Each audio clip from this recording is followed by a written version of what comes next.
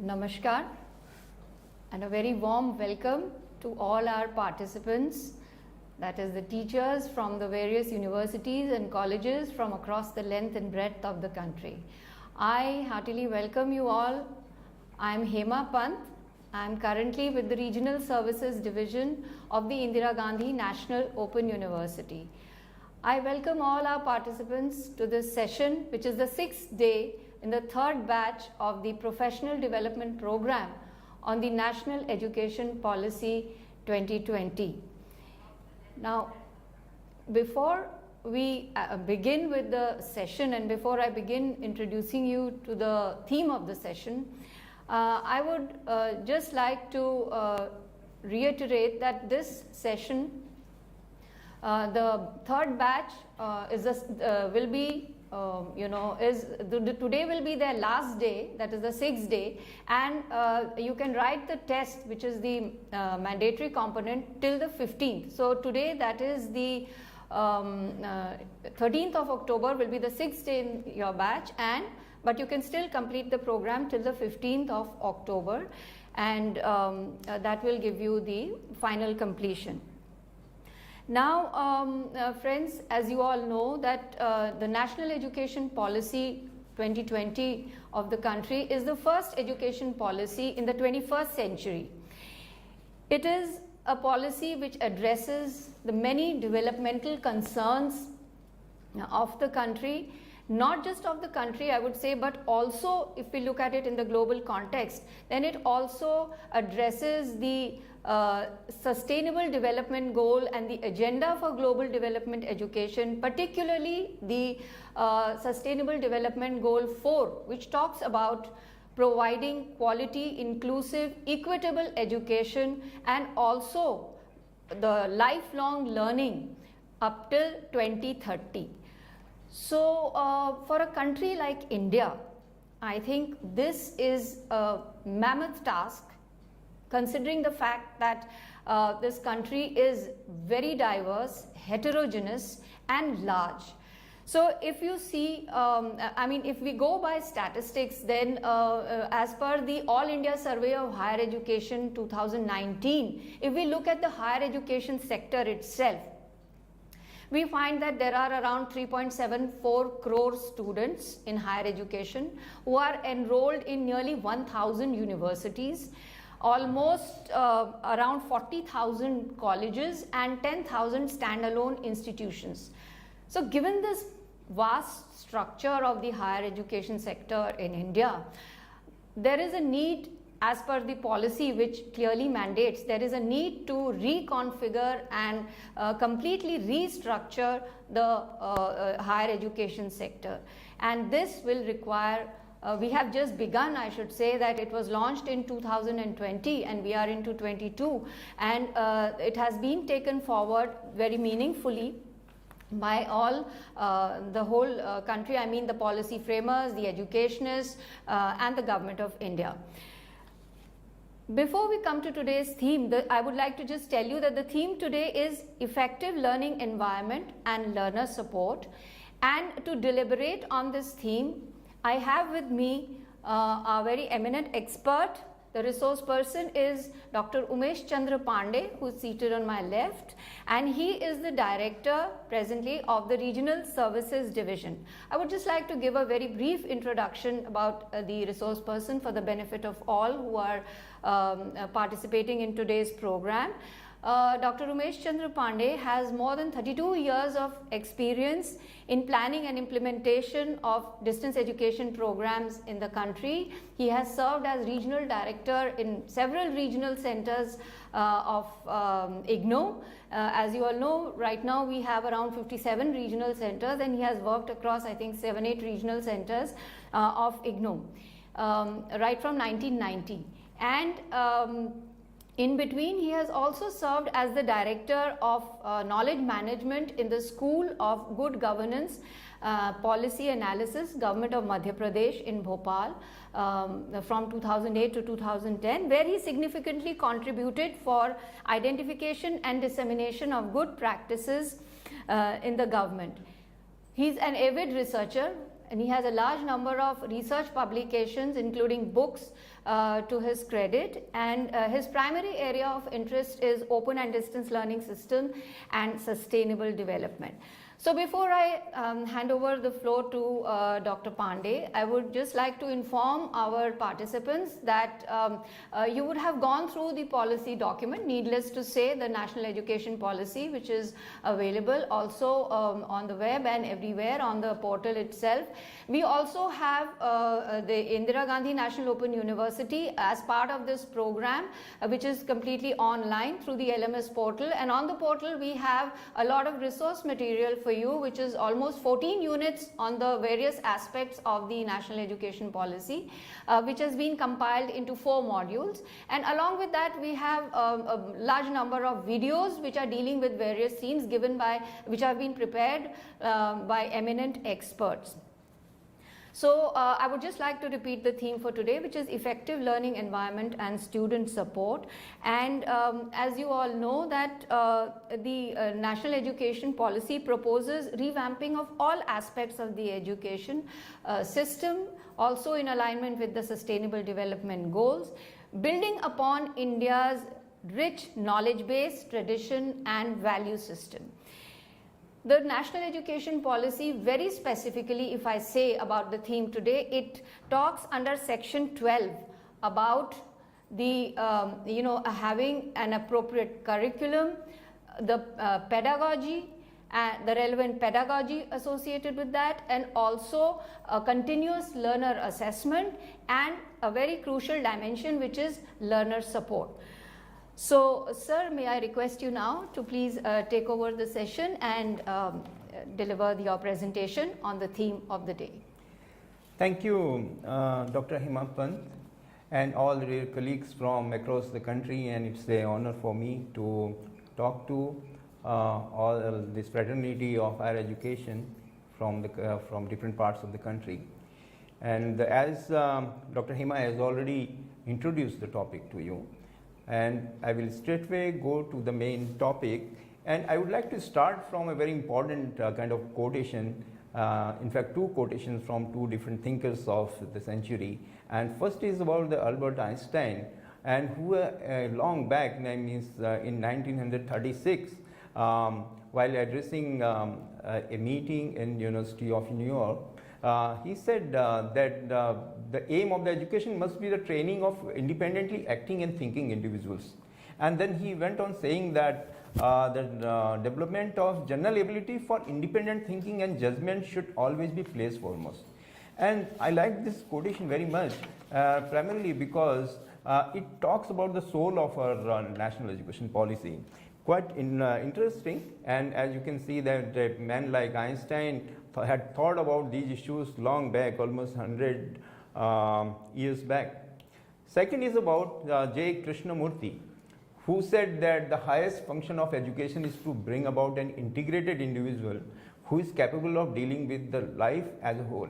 So what we see in both of these quotations is that the people are talking about independence, and the kind of autonomous learner, a kind of a free learner, and whose individuality and uniqueness should be recognized. And then we have to prepare him for dealing with the life as a whole. This is what Albert Einstein, going back to the same earlier slide, and he says that the independent thinking and judgment should always be placed foremost, not the acquisition of special knowledge. And then he says further that if a person masters the fundamental of his subject and has learned to think and work independently, he will surely find his way, and besides will be better able to adapt himself to the progress and changes than the person whose training principally consists in acquiring the detailed knowledge. Quite interesting, and both of these quotations take us to basically this important theme about which we are going to talk today. First, let me say a few words about the overarching vision of the National Education Policy for higher education. And there are so many points, but I would like to highlight some of them. And the first point, which I find very important, and only those points I would like to highlight, which have something to do with the creation of a learning and effective learning environment in the universities. So some of those points, and the first significant point talks about global citizenship. This policy says that we have to bring about students' constructive public engagement and productive contribution to the society, and to develop a global citizenship. And among the students, by inculcating 21st century skills that foster commitment to human rights, sustainable development and living, and global well-being. And the same thing is also Sustainable Development Goal 4.7 also, as under SDG 4.7 also talks about almost the same things. So this is very important. I think we will be talking more about these issues later in this presentation today. And the important thing here is that our existing students, our university pass outs, actually somewhere they lack this connectivity to the global world. Means by and large, people are yet to come out of that feeling that they are just their existence is confined to the national boundaries, and they find it hard to relate to the global scenario. The fact of the matter is that we are living in the reality that we are in a globalized environment, where whatever happens in a remote country, say in America, it influences us also here in India, and similarly what happens in China influences us here. So it's a global environment. What we cannot go on thinking about, at least the university pass out should have that kind of a mindset that we are living in a global world. There are so many challenges with the mankind confronts with. Unfortunately, in today's kind of a university setup which we have, when we look at the students who come out of the university setup, they most of the times are not able to relate to these issues. I'm not saying that it is true everywhere, but by and large, you will find these kind of things. Means university pass out, you will see that the university movements they are also most of the time they are misled by many things, and therefore they lack that perspective the student movement should be having. This is what is required, and that is a very important point in this policy. I think this is a major shift in the way we are thinking about university education in India. Second is about the concept of multidisciplinary and holistic education. Again, this is a very important kind of a departure from the earlier scheme of things which were there. People had not given so much of emphasis on multidisciplinarity, and therefore this is a major challenge for Indian universities. We will talk more about what is multidisciplinary and how actually it should be brought about in the curriculum and all. But this is a major point of the NEP about which we will be talking in this presentation. Next is about this policy talks about the demographic dividend which India has. This is the opportunity which the India has, but then there is a risk. If we cannot make our vast population, young population in the productive age group skilled enough to use this opportunity. Just people generally say a lot about demographic dividend, but that demographic dividend we will be able to reap the benefit of that dividend only when we will skill our population, this huge population of the working age population. Otherwise, it might turn out to a demographic disaster for us. So that's a very important point, and the national education policy talks a lot about this. It gives a lot of emphasis on this, and therefore many such things have been included in the policy which will be able to address this. And next point is about the gross enrollment ratio. As all of us know that as in 2018 it was 26.3%, and it has to be taken to 50% as per NEP. And similarly, the vocational education, a lot of emphasis has been laid on the vocational education, means that 50% of the students school education as well as in higher education should be having exposure for the vocational education by 2025. That deadline is not very far, and that's a challenge which is before the university system. Next is about more number of institutions now need to have the online and ODL courses. And I think this is a very important change which has taken place, and the policy talks about this. And obviously when we talk about the learning environment within the universities, now they have to prepare themselves for these new modes of delivery in the education. And then a major concern which has been shown about that our students should feel engaged, they should feel interested and motivated to take part in higher education, and not just for the sake of evaluation. And this is what is rightly this concern has been shown in the NEP, because so far what is happening in the universities is that the question of absenteeism, which we see, is a huge problem which the university system has been facing. And our policy, this NEP 2020, has shown a lot of concern on this. So how to bring about this kind of engagement of the university students? How do we make them feel that the university education, what happens in the classroom, adds some value to their life, so that they come to the classrooms not because it is an attendance requirement, but because that adds some value to their life. So how we can bring about this change, how we can bring about this change of mindset in the students is a big challenge for the policy, for the implementation of this policy. And therefore it has a lot to do with the creation of learning environment in the universities. Next is about phasing out of the system of affiliated colleges, and that's a very important policy directive which is there, and therefore it will again lead to kind of change in the learning environment in the colleges and the universities. Then how to attract international students. That is a major challenge. I think this international expansion, the internationalization of the university education in India actually is a major kind of a policy shift which has taken place in NEP 2020, and therefore it has a lot to do with the creation of a learning environment so that we can attract the international audience to our universities, so that we can project our programs to the international audience.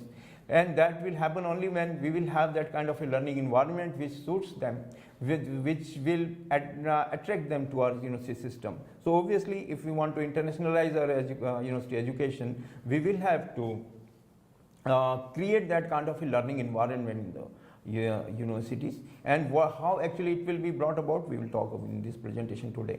Next is about the research and innovation by creation of the startup and incubation centers. We already have a startup policy 2019 under which every university is having the institutional innovation councils and all.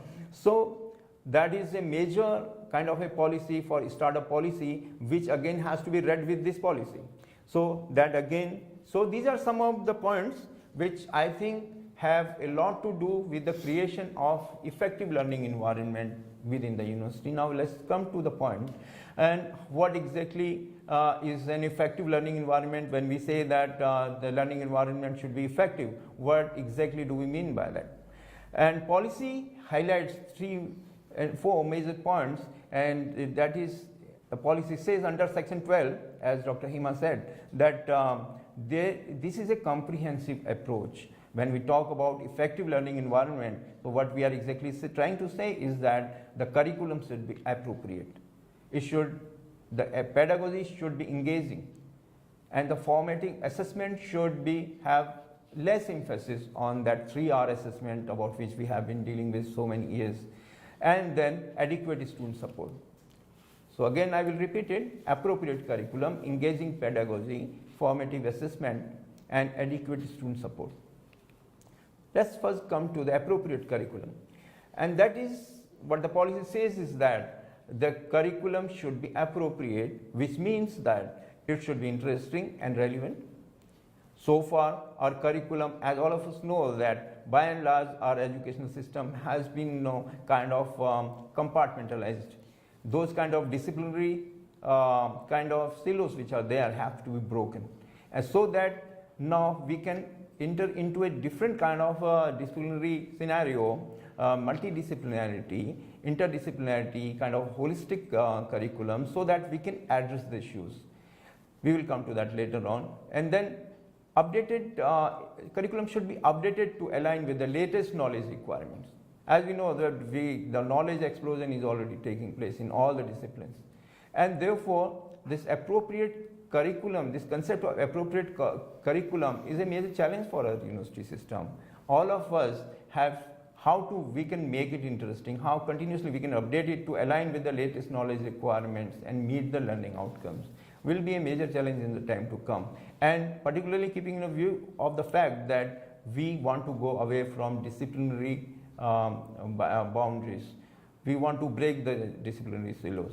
And then pedagogical practices, again, means how to deliver this curricular material through the engaging experiences, again is a major challenge. We have to devise such ways and means through which we can make it engaging experience for the students. How actually it will be done?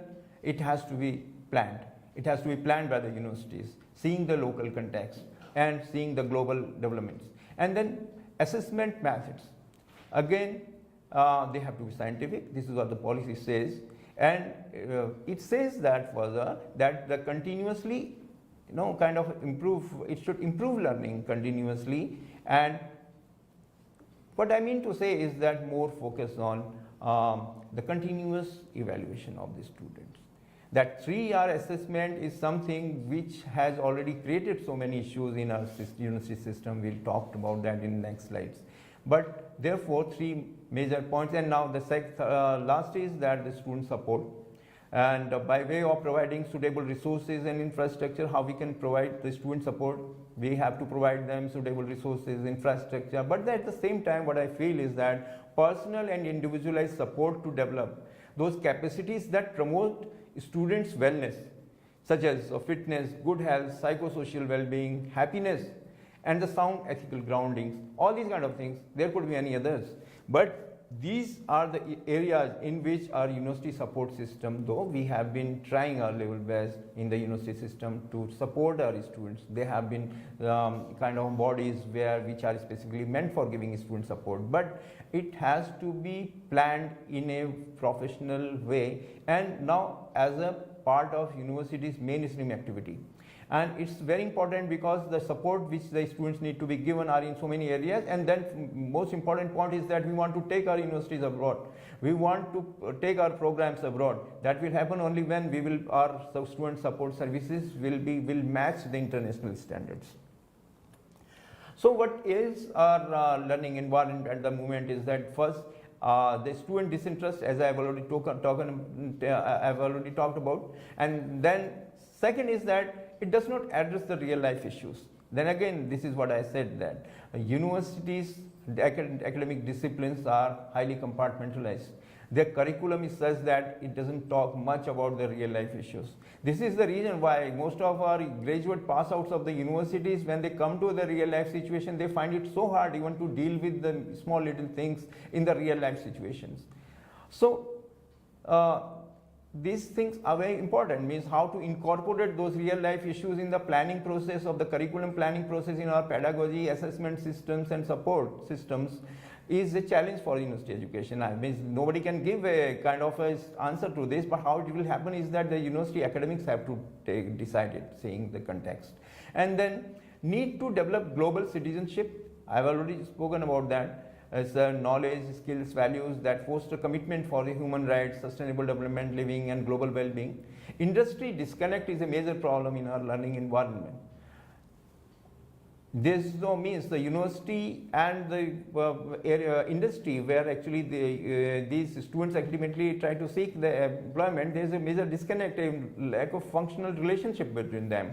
Means the universities go on doing something on their own, but at the same time industry evolves and it is subjected to those technological changes, knowledge explosion and all these kind of things, but they function, though they are meant for each other, and what happens is that they function independently in India, and that is an area obviously that has implication for the learning environment. Our learning environment within the universities should be such that it should have a direct functional relationship with the industry. Even to get our students internships in the university, they find it so hard to liaison with the industry. That shows the kind of a problem we are facing at the moment. So it's highly teacher-centric, as all of us know that there is a need for to make it more learner-centric. Respecting diversity in a country like India, as Dr. Hema also said that India is a country of so many kind of communities, so many kind of variations in terms of cultures, language, linguistic backgrounds, or the economic development levels, or things of that kind. It is diverse in so many ways. How actually our university system can develop that kind of sensitivity for this diversity. And then on the top of that, there are disadvantaged groups of so many kinds, like physically challenged persons or the socially disadvantaged people. Our university system so far, despite the fact that concern has been shown on these issues so many times, and lot has been achieved also, but that is not good enough. Our university system through this policy has to respond to this major issue. Need for effective student support. I have already said that silos have to be broken. There is a need for integrated learning. Extracurriculars should be at part with the curricular and co-curricular activities. There is a need for innovations in the university setup. We will come to that later on. Need to change the mindset and the cultural shift within the university. To sum up all these things, I can say that there is a major need for a change of mindset and a cultural shift within the universities. Emphasis on communication, coordination, cooperation, and collaboration. So curriculum, first let's take up the curriculum. I will go a little fast now. Curriculum, what is missing in our curriculum? As I said, that disciplines are compartmentalized. Again, I am going to reiterate it, that this is a major problem. Teachers are not adequately sensitized about this issue. And they are in kind of a habit of working within the disciplinary domains. And there is a need to change the mindsets also. There is no functional relationship with the job market, and at the same time students are not employable despite the fact that jobs are available. I am saying it based on a study which was done some time back during the period of recession, and what was found that most of the employers said that though they have got jobs available with them, they don't have the students who can take up those jobs. So students are not employable as per the industry statistics.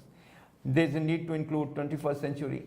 All these things are getting repeated and are different in different slides, but that is required to repeat them, and I will go now straightway to the next slide. And then mental, physical, social, emotional, psychological development is something which is not there in our curriculum, is devoid of all these aspects, which are very so important aspects from the point of view of students. UNESCO and WHO has already prescribed 10 core life skills which need to be incorporated in the curriculum and not rooted in Indian tradition and ethos. And this is what I feel that is very important point. Our curriculum by and large is geared up, highly influenced by the Western way of thinking. Most of the times you will find that in your disciplines or in your curriculum also, you will find examples only from the Western world. But the fact is that there is a lot in Indian tradition and ethos through which we can draw examples and include them in our curriculum. And that is again, I think, is a very important issue in the curriculum. More number of examples should be given from Indian context, because they are there in any case.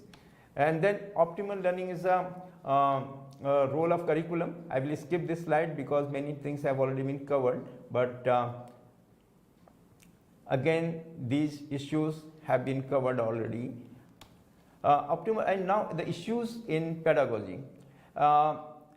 These issues again have implications for creation of that kind of a learning environment which needs to be there in the university.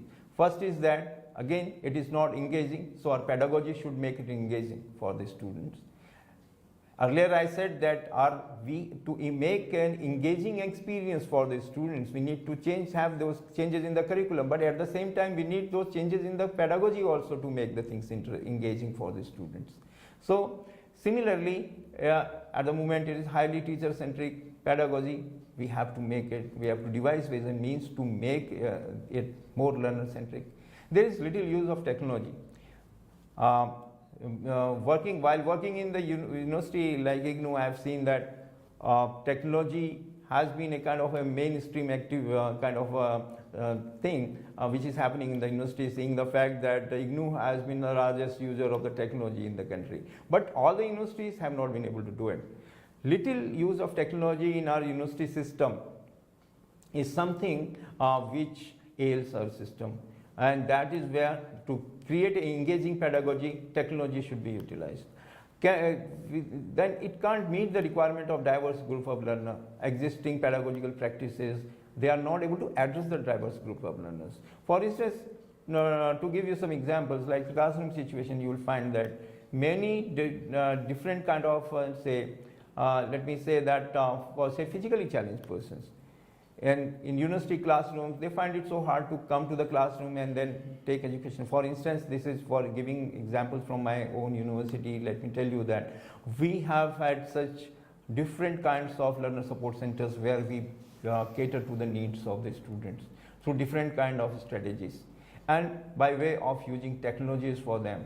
So what other universities possibly can also do it, and that this is an issue in any case which we have to address now. And then it is not sensitive to peculiar problems of the disabled population, as I said it, and access to technology is technology limited in remote areas. Again, that is a kind of an issue because access, though, if you know, even if universities acquire kind of developed technology-based pedagogies, then ultimately when it comes to reaching out to the people, that access to technology has a differential kind of access across the country. So that's a challenge for us. So how to overcome it, how to address this issue, again, is a university academics problems, and they have to see it. Then ODL, online and face-to-face system, they are seen in isolation most of the times. This is what has been seen in Indian educational system at the moment.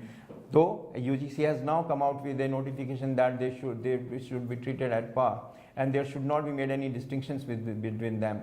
But earlier, the kind of mindset, and that mindset we are carrying forward, is that we still see them from different kind of angle. We need to develop a kind of a mindset that they are the different modes and they are equal and there is no distinction between them. Then bias against this distance and online education, again, this is going to hit our university system very badly if we don't come out of that kind of a mindset, because lot will depend now onwards on the distance and online educational system. A use of experiential pedagogy, reflection on what is learned, focus on learning and not evaluation. Similarly, issues in assessments are there. I have already told you that this high-stake 3-hour examination for the students is something which has plagued the system for a very long period of time. University system in India has to come out of it. So how actually it will do it is a big question, and which has to be addressed now when we are implementing this NEP. So earlier, this 3-hour assessment actually is something which has not only created so many psychosocial problems for the students, psychological problems for the students, but at the same time it has promoted the culture of the coaching culture in the university, in the country, which is something which is very, very dangerous for the country like India. Technological solutions emerging, but infrastructure is limited in assessment, though in IGNOU, what we have been doing is that we have been experimenting a lot on this online examination system, and we have successfully done it. We have been holding remote proctored examinations for our online students. We have been offering our programs abroad. But again, there are issues like the kind of availability of infrastructure across the country or wherever we want to reach out to. This is a major issue which the university system has to address to. In any case, we have to use online systems, more technology for the evaluation systems, but how actually it will be done, how online examination systems can be made more perfect, that is a challenge for us. Holistic assessment, again, assessment to be based on the learning goals, which will make the system fairer. Onus of evaluation is not only on the teacher but also on the self-assessment and peer assessment. That is a major issue which has been raised in the policy. Need for creativity. I think creativity has to be brought about within the higher education system, and at the moment what we can see, and all of us will agree to the fact that we are not that creative when you come to the issue at the moment in higher education system. There is a need to be more creative, and how actually we will do it, how it can be promoted within the university system is a challenge for us. Say by 2040, every higher education system has to be autonomous and there will not be any concept of affiliation. This is what we know. But how actually it will be done, how our colleges will be prepared for this, how our academics and how our students will be prepared for this, how our faculty will be trained to meet those big challenges. So that is where the creativity will be required. that will, a lot of innovation will be required. Institutions and faculty will have to be autonomous so that they can innovate for curriculum planning, pedagogy and assessment.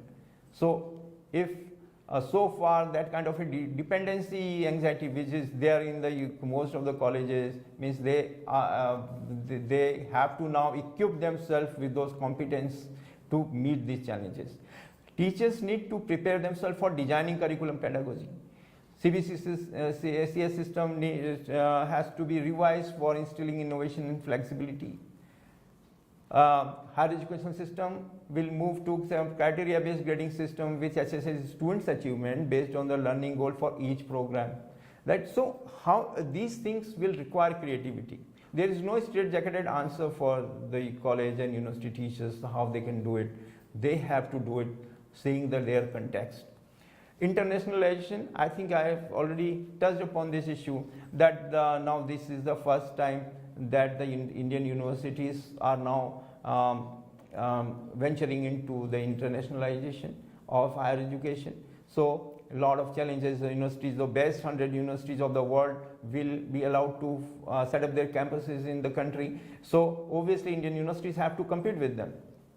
So how we can create that kind of a learning environment through which we can compete with them is a major challenge for us. If we don't improve our learning environment, if we don't improve our curriculum, pedagogy, assessment and support systems, we will not be able to compete with those world-class universities. So that's a major challenge before us. Indian educational systems have to match international yardsticks, and Indian context needs to be projected across the world. So that is an opportunity for us. So far our higher education programs were confined to the country, India only. Now when we are taking them abroad, this is an opportunity for us to project our rich culture, ancient culture before them. And that is how actually we will do it, how we will project our culture, our ancient traditions, that rich glorious past before the world is a challenge for us. And that is an area where I think that this higher education system now can be used as a tool of soft diplomacy.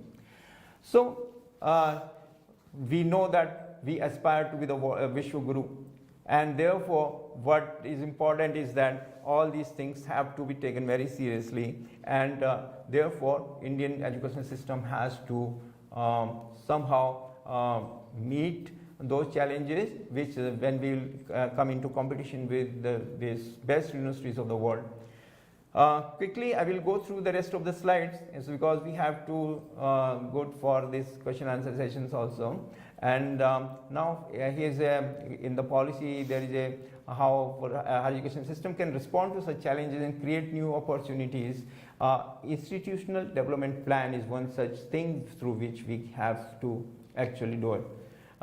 Institutional development plan, every university has to prepare, and it has to be well planned document through which all these issues can be addressed. I think that's a kind of a way to go through which we will be able to address the challenges of NEP. We have to embrace ODL systems. So far the kind of a bias as I was talking about has to go. We have to embrace open and distance learning systems. MOOCs, open educational resources are the opportunities before us. Are to be face-to-face, ODL and online degrees have to be are to be treated as equivalent, and that is what the UGC has already come out with that. But we have to have that kind of a mindset also in the public also, to take them on the same footing. Learning management systems can be developed through which we can respond to the change, to the needs. Creating links between the vocational and higher education, as IGNOU has already started doing it. Online laboratories, online examinations, learning management systems, API softwares are all the new kind of opportunities which are before us through which we can respond to these challenges. IGNOU has taken several challenges, several initiatives, and in consonance with the NEP mandate. I will just quickly go through some of these slides and we'll just introduce you to the names, and we then in the question answer session we can take up those issues in details. For instance, the kind of technology, we have been using technology in a big way. As I told you that IGNOU is known for its technological interventions. We have been, in fact, right from the beginning, ISRO has been one of our biggest collaborators through which we have been trying to reach out to the people and places. And now in the digital world, now in the online scenario, our programs are now all online. We have our international division through which we have reached out to so many countries. We are offering online programs across the world. So IGNOU is doing it in a big way. Swayam Prabha, through which I'm talking to you right now, we have Gyan Darshan TV channel, similarly Gyanwan network of FM radio channels, eGyan Kosh, that's a kind of web-based repository which we have created. Similarly, to enhance the reach of our materials, we have developed e-content app through which the people can have access to our these materials. And VIAS platform, IGNOU website for online admission, student support, all these things, as you can see it on the screen here, that so many initiatives like using social media in a big way which the IGNOU has been doing. And during the corona period, during this pandemic period, social media is something which has helped us a lot. And therefore, how we have been doing it, you will be able to find it, all those details on our website. I won't go much into the details, but now during the question answer session, we will take up all those questions. You can just see the slides, how actually a culture of innovation we have brought about within the university. That is again a policy directive of NEP 2020.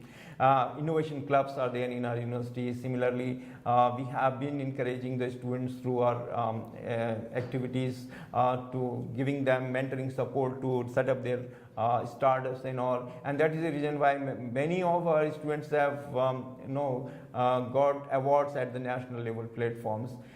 Similarly, Student Innovation Award we have constituted. Similarly, organizing idea and innovation competitions, idea to startup schemes, all these things, as you can see, that sound very interesting.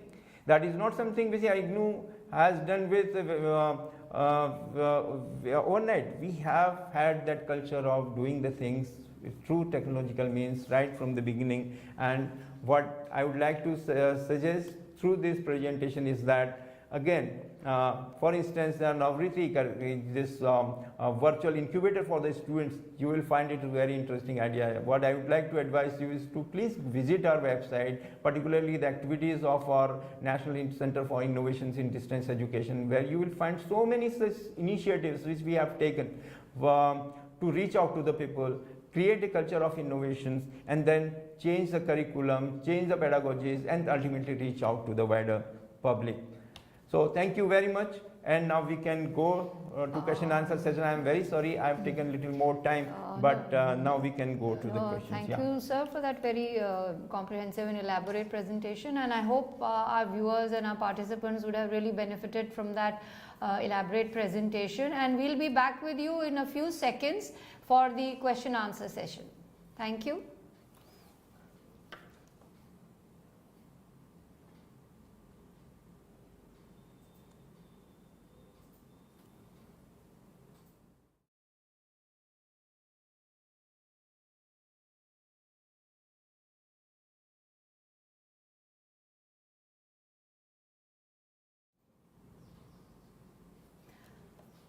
Hello viewers, welcome back to this question answer session, and once again I would like to thank our resource person Dr. Pandey for giving us that very elaborate description on a very major aspect of the national education policy, which talks about effective learning environments and learner support, and which I think is the cornerstone for providing quality education, whether it is a curriculum or the pedagogy or the assessment mode or the learner support dimension. So now we have received quite a few questions, and so the first few questions talk about, they are not able to get the link for the MCQ test. So I think on the registration portal itself, they will be able to get the MCQs which are there, and the final test as well. Wherever they have registered, wherever you have registered, you will be able to get the link. Yeah. So I think they should be able to do that. And as I said earlier, today is the last day for your MCQs, and you can for the live session, and you can continue till the 15th, complete it till the 15th if you have any constraints in finishing it today. Then sir, we have received a couple of very interesting questions from our viewers, and one question is that which level should NEP 2020 be implemented at first? For example, Madhya Pradesh has implemented at a higher education level, but school level is still awaited. It is creating many problems in implementation at the higher education level. Yeah, just say NEP 2020 has to be implemented at all the levels. Means if you touch only the higher education segment of it, obviously you are going to have problems, and obviously that is a very kind of concerns have been shown in all the sectors of the educational system. So what I can see is that we are definitely going to have problems if we focus only on the one part of it. Yeah, I think yes, simultaneously. Simultaneously it should go. All the sectors have to be addressed. Simultaneously problems have to be addressed. It is not something like that you address only the higher education sector and you will be free from all the problems. No, not at all. Our higher education input of our higher education system comes from the school education sector, right. And therefore that is equally important for us. And higher education sector and this policy has brought them on the same kind of a platform. Means in a kind of a very comprehensive way the policy talks about it. There are going to be limited kind of success will be achieved if we focus only on the one part of it. All the sectors have to simultaneously work on their issues. So there is another question which talks specifically about Ranchi University. It says that there are some 2-year PG courses, 3-year UG courses which come under vocational courses. NEP is not implemented yet, and what is the future of vocation like fashion designing course in NEP? Definitely, just see, there is obviously there's a lot of scope for fashion designing courses. There is a lot of demand, particularly keeping in view of the fact that India is also known for its textile industry, and therefore many universities, including our own university, are working in this direction. We have recently launched a program also on apparel merchandising, and this is certainly he wants to ask whether it has any scope. Or I would like to say is that there is a lot of scope. A lot of scope, yes. Yeah. Then one question is NEP a game changer for the future? Is NEP a game changer for the future? Certainly it is, and I think you have answered your question. It is certainly a game changer. As I said, as I told you in my presentation also, that there are so many changes which are altogether a new way of looking at the things, and they are so badly needed. They are certainly going to be the game changer. For instance, as I said, that multidisciplinarity is one such thing has to be implemented. A lot of work has to be done on how we can make we can come out of these disciplinary silos and work across the disciplinary boundaries. So that is a big challenge, but certainly it will be a game changer for the future because it is all connected. As Dr. Hema also said that when we talk about sustainable development goals, for which we have international commitment, India is a signatory for the sustainable development goals, and therefore through this NEP we can address those issues. Means if we cannot see the things in an integrated way, we will not be able to address the sustainable development goals also. All these things here are connected. What I mean to say is that you address the NEP properly, you will obviously be able to meet your international commitments for sustainable development also. Yeah, and I think a major focus, so this is going to be a game changer certainly, because if you work properly for the national education policy, it will have wider ramifications for the entire process of development in the country. Yes, sir, and especially in the context of multidisciplinarity, the major focus of, especially for higher education on the national education policy is multidisciplinarity, and in fact it has given us a roadmap, a 20-year roadmap, that by 2040 there will be at least all the higher education institutions will become multidisciplinary. By 2030 at least one near or in each district, and they have also spoken about multidisciplinary education and research universities. So and then I would like to say that it's not a matter of choice for us whether we have to do it, because there's a compulsion of the age now in which we are living. Exactly. So there is a question about the role of alumni in an institution. Yeah, alumni, obviously alumni has a very important role, and it is proven fact that across the world, all the big universities of the world, if you see how they function, they always have a very strong alumni association. And in IGNOU, for instance, out of my own experience of working in IGNOU, I can say that connecting to your alumni helps you in so many ways. Means I just came to know some time back that Delhi University is one of the department is involving their alumni for planning out the curriculum also. That brings in the perspective of the students in the curriculum planning. So, alumni connect helps you in so many ways, because that first thing, because every alumni is your product of your university, and you need to find out what kind of problems they are facing in the job market, so that kind of feedback which they give you will help you in improving your system in any case. And if your product matches with the requirements of the job market, then only you will be a successful university. So alumni is the major source of feedback, very, very important feedback which comes to the university system. And therefore, alumni association have a role to play. So there is a question then, how NEP 2020 helps to sort out unemployment problem? NEPs, yes, NEP talks about this self-employment. Like for instance, when it talks about these incubation centers, when it talks about the startup promotion and all, what exactly it is trying to say is that the self-employment. Basically, this NEP has a major focus on this creation of those kind of a support systems which can help promote startup development. We already have a startup policy also, which has to be read with the main national education policy in any case. Yes. So there is a focus on startup development for creation of self-employment opportunities, for which NEP addresses this issue also. And also linking vocational education. Yeah, linking vocational education with the higher education is a basically major issue, major point which the NEP tries to address. So there is one very relevant question which you also mentioned in your presentation. The change in mindset and attitude of higher authority or management is essential for an effective learning environment and learner support.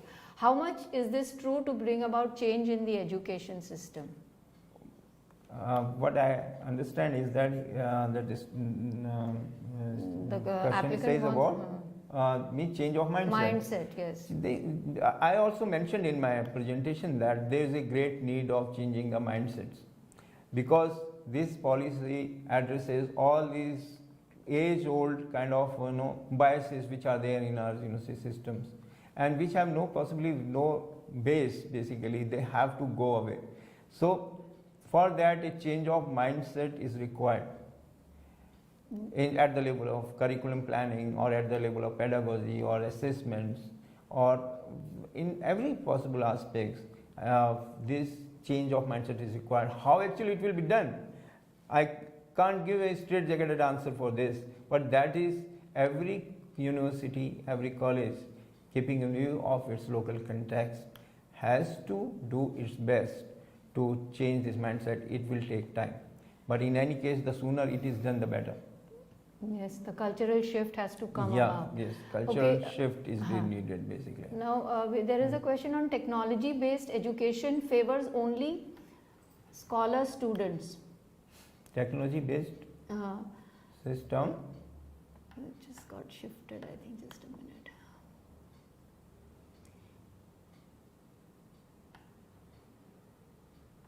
Okay, let's take the other question. How can we make curriculum more interesting? Can we give local touch, particularly in social science and language subject? Local touch in social science and languages. You see, means this is something which the faculty in that college or university has to decide within their local context what is needed, how the courses have to be planned, how the courses have to be, how the material has to be transacted, what kind of pedagogy it means, what is to be developed, what kind of assessments have to be developed. This policy talks about autonomy of the colleges in the universities. That system of affiliation will not be there after some time.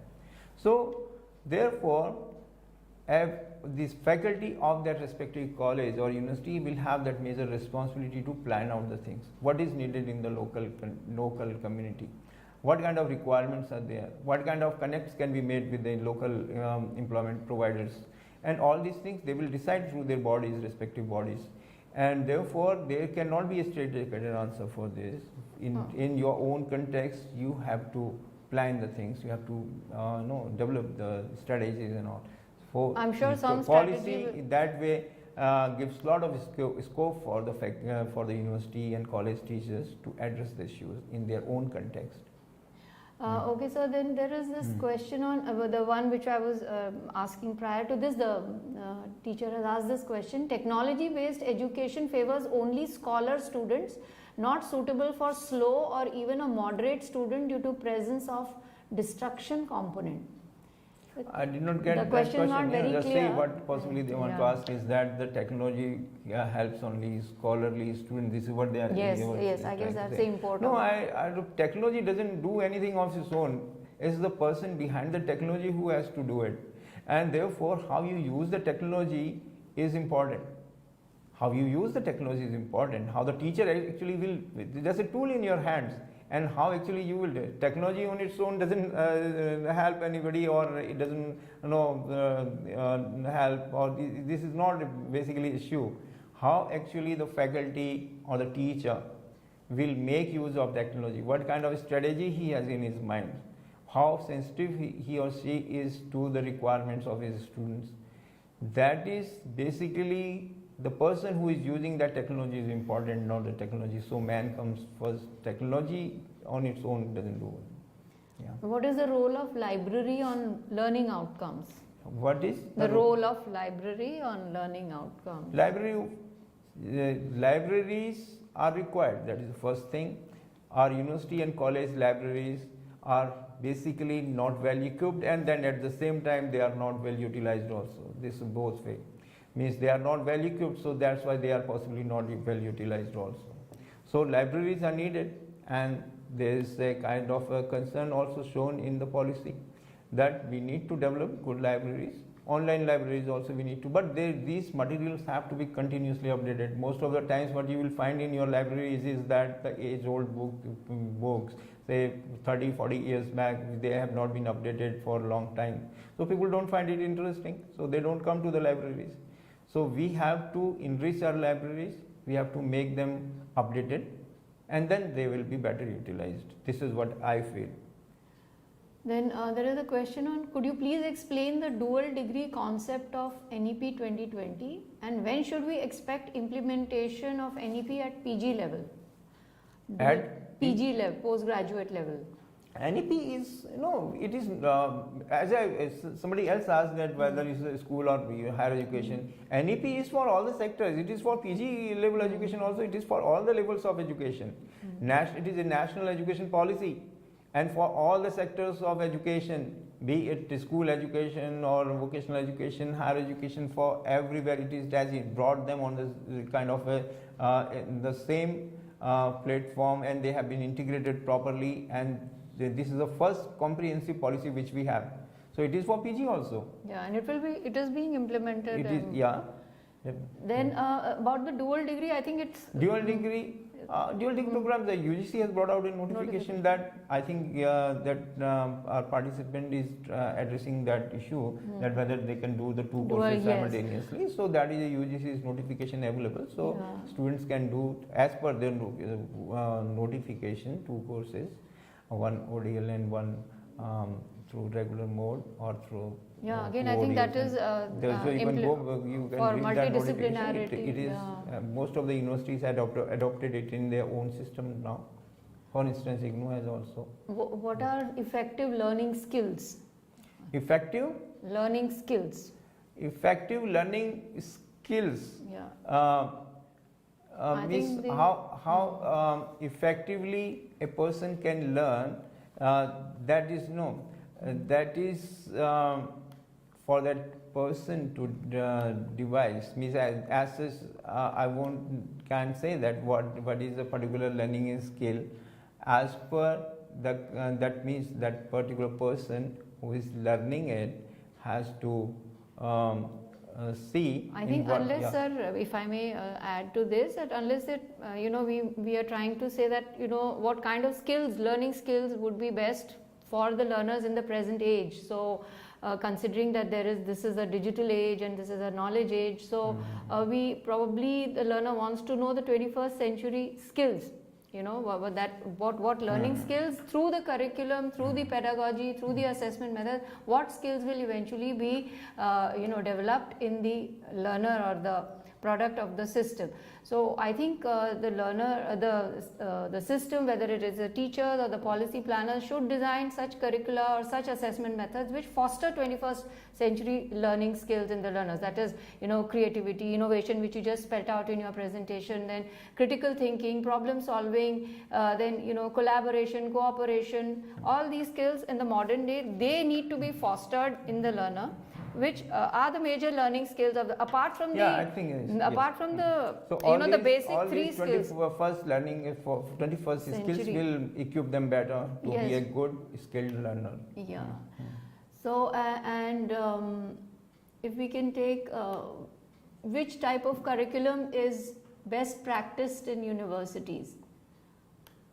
Which type of curriculum is best practice in universities? Maybe they want to know what kind of curriculum should be practiced in. They cannot be, I think, sir. What kind of curriculum is he wants to know about the best practices in curriculum development. Okay, so there are several good practices. For instance, for curriculum development, for instance, in IGNOU, what the kind of a strategy IGNOU has been following is the course team approach of developing materials is one of the best practice which I can say that is good practice. For instance, because people from variety of educational institutions, the experts from variety of educational institutions are involved in the course planning, so they bring in a lot of new perspectives from their respective context. So that is a kind of a practice where the best brains within the country are put together to develop curriculum for our programs, and I think that is a kind of a practice also which is a very good practice. And if you can see it in the context of IGNOU, I can say there are variety of other practices also you will be able to find in the on the net. And we take the last question now. Please discuss the academic bank of credit in the national education policy. What does it mandate, the academic bank of credit? Academic bank of credit, to put in a very layman sense, let me tell you that it is a kind of, earlier what used to happen is that suppose a student takes admission in, say, BA first year. After a 1 year program, suppose that particular student leaves that program, then obviously he doesn't get anything. What has been prescribed now is that all these credit, because there will be course-based registrations by and large now in future. So all these courses and the credit which that particular student acquires becomes part of a larger credit bank, and because they will be stored there and after some time, within this specific time, he can redeem those credit to acquire certain degrees or diplomas. So it is something like a kind of a big academic credit bank where whatever you have done will not go waste. For instance, you take admission in, say, BA first year and you do a particular course of, say, introduction to sociology. I am just giving an example, or any course, and say it is a 4 credit course and you have cleared it. And similarly, you have cleared 1, 2, 3 such courses again, and then after some time you did not complete your complete program, and then you left the program to do your job or some other livelihood pursuit because of you could not do it. So, but whatever work you have done, it will be there. It will be part of that academic ABC, academic bank of credit, and later on, after some time, you can come to the universities. Suppose you can get them redeemed and acquire certain degree or diploma. So that is precisely what I can say is that is the academic bank of credits. And let me tell you, there is a separate video also on it, and we have study material also already uploaded. You please go through that also to get more details about it. Yes, and there is a list of questions, but be assured, dear participants, our team in IGNOU is working on your questions, and they will definitely be answered. We tried to group and answer most of your questions which we received during this session, and I hope all our viewers would have really been benefited by this very comprehensive and elaborate presentation by Dr. Umesh Pandey, Director Regional Services Division, IGNOU. And we look forward to your participation, and we request you to be reading the materials that have been provided on the portal. We have received many questions on answering the test, and as we just informed you, you can join the link through the link available on the LMS portal of this platform. You can you can take the MCQs and also study all the video material and the printed and the modules which are available on the platform. So thank you one and all, and wish you all the best. Namaskar.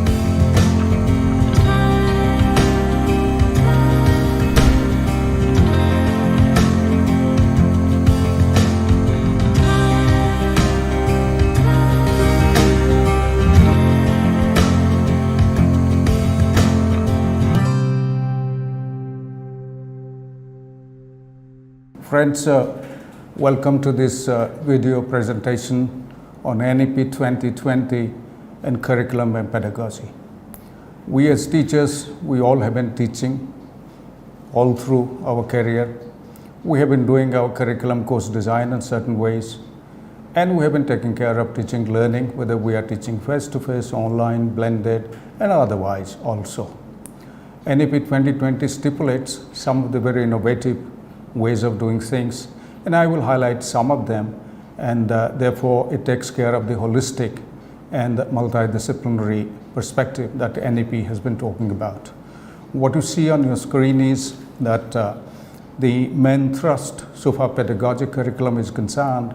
The National Education Policy 2020 talks about Indian culture and values, indigenous knowledge, Bharatiya Gyana Parampara, regional and local languages, local dialects at the school level, even in college and university level, also teaching in local language, even the professional areas of medical science, engineering, and so on and so forth. It talks about pedagogy in context, putting theory into practice, almost 50-50 formulation that 50% should be diverted towards internship as well as activities, student engagement, and practicum. Multidisciplinary, I'll talk about that, and holistic, interdisciplinary. Already the UGC has the outcome-based learning framework and graduate attributes, which we would also take into consideration. Accreditation of prior learning insofar as skill development is concerned, and transferring the skills or the credits for the skills with evidences available towards putting in more credits and giving exemption to those credits and take towards a certificate, diploma, or degree. Skilling and employability is the major issue, which is an integral part of teaching learning process and curriculum in NEP 2020. In fact, two have been very important in NEP 2020, that a liberal arts foundation course would be compulsory across the board, including professional education, which will develop social and life skills, happiness skills, and vocational education and training or skilling and employability would become compulsory part of the curriculum across the board. Technology-enabled learning is the issue that NEP is talking about, to tell into the mainstream of teaching and learning rather than keeping it as supplementary or complementary. It should be integrated into our teaching learning process. Whether you are teaching face-to-face, distance, online, or blended, these 5 areas that I have listed, they would be extremely useful to consider in designing the curriculum and courses, as also designing teaching learning strategies, including assessment strategies. How do you transmit knowledge? How do you provide information? How to ensure interaction and negotiation of meaning, individual creation of meaning, and development of values, and so on and so forth, collaboration for sharing values and mutual respect, and development of positive attitude towards life and society and teaching learning contexts. How to put our own understanding into a reflective practice that reflects on own action and reflection in action, while doing and after doing, which is a very powerful strategy to develop higher order learning, and how to ensure in our assessment strategies that assimilation has really taken place. There can be 3 kinds of curriculum design. We have been more dominated by subject-centered design largely, but there are institutions, professional institutions and otherwise, they have gone beyond that, beyond the subject-centered, subject matter and discipline-based teaching and learning, to more learner-centered, individual learner, learning style oriented, and problem-centered teaching and learning. This problem-centered and project-based learning, including portfolios, have been brought forward to the mainstream of teaching learning insofar as NEP's recommendations are concerned. What you see is 3 kinds of delivery strategy that we can combine and allocate our credit hours, that some of the credit hours we can divert towards self-learning with guided mentoring, some for face-to-face learning, and face-to-face learning should be more towards hands-on experiences, practicum, interaction, engagement, internship, and online collaborative learning could be collaborative projects, which can be project-based learning or problem-based learning or even case-based learning. These 3 need to be judiciously combined, whether one is teaching face-to-face, distance, online, or even blended. And this should be called as blended teaching and learning. Now, a holistic curriculum that the NEP is proposing, that it is proposing a flexible curricular structures that you see on your screen, which will integrate the STEAM, science, technology, engineering, art and mathematics, industry, academia linkages insofar as skill development courses are concerned, multiple entry and exit, and the 4-year undergraduate program, which is under deliberation under higher education, National Higher Education Qualifications Framework, talk about multiple entry and exit after 1 year, certificate, 40 credits, 2 years diploma, 3 years an undergraduate and 4 years an undergraduate with honors, and it can lead to a 2 years master's or 1 year master, and then the PhD program. Community engagement and service to form compulsory part of the curriculum exercise. Research and internship, almost 40 credits equivalent in the undergraduate 4-year program is 40 credits equivalent to research and internship. Environment and value-based education, Indian language, culture and art, skilling and employability, and multidisciplinary and holistic education, meaning thereby that the students would be allowed to take courses from other disciplines of their choice, depending on their requirement, their needs and their choice, and those credits will be counted towards one's own degree, and multidisciplinarity will be encouraged because of development of values, attitude, happiness skills, and so also skill-based courses which one can expand one's own employability by taking courses from other disciplines. The 4-year undergraduate program that you see on the screen, 160 credit, which is under discussion, which nicely combines varieties of disciplinary, interdisciplinary core courses, disciplinary and interdisciplinary electives, skill enhancements, ability enhancement courses, value addition courses, field-based internship, apprenticeship, community engagement, research, and advanced diploma courses from within, of course, one's own discipline, all put together 160 credits, though the University of Delhi has gone beyond towards 176 credits in 4-year undergraduate program, but these broad areas are part of the undergraduate curriculums, so also they could form part of the certificate, diploma, degree programs because of the multiple entry and exit options available. And the student will be acquiring credit hours based on these courses, which one will be depositing in the academic bank of credits, and gradually that if the discipline core meets that certain level of credits, one will be getting degree in that discipline, and the university or the college which is providing that maximum credit applicable for a discipline would be offering the degree, but the student would have the choice to take up courses, and therefore in the future more skill-based courses will be coming in to the platter, to the basket, and the curriculum basket, course baskets, and students will be taking up those courses from other disciplines, especially which are skill-based, which will be expanding their employability market. Therefore, a curriculum design which we have been following largely, and I know many professional institutions, IITs, IIMs, they have been following a very diversified, flexible, but structured curriculum design that we conduct a needs analysis, and based on many other factors, including human resource development requirements, national and regional needs, global developments, discipline knowledge structure, which is the discipline core, research and development findings, indigenous knowledge base, Bharatiya Gyan Parampara, faculty expertise, the learner's profile, and so on and so forth, curriculum based practices. All these lead towards a concept mapping of the program or the courses, and which we call as a curriculum blueprint. And the curriculum blueprint is translated into learning outcomes, and learning outcomes are associated with the learning activities, including apprenticeship, that the students will be undertaking to meet those learning outcomes, and we have to develop assessment rubrics that the NEP is talking about, very diversified, expanded assessment rubric strategies that should meet the learning outcomes vis-a-vis those activities.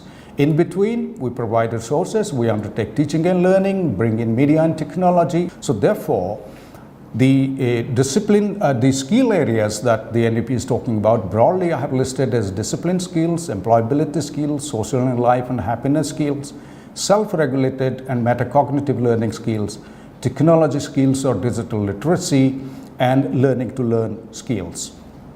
21st century skills they've been talking about. The NEP has talked about extensively on 21st century skills, which are basically communication skills, independent learning skills, thinking skills, critical problem solving, creativity, responsibility and ethical skills, leadership skills, digital skills, knowledge management skills, and as I said, self-directed learning, metacognitive skills, self-regulated learning skills, including happiness skills. So therefore, we need to find out the relationship between the curriculum mapping, concept mapping, 1, 2, the graduate attributes and learning outcomes derived from that, 3, the learning activities that we need to engage, design and therefore engage students with, including internship, which will carry forward or achieve the learning outcomes, and we have to develop authentic task and authentic assessment strategies or rubric which will assess those learning outcomes.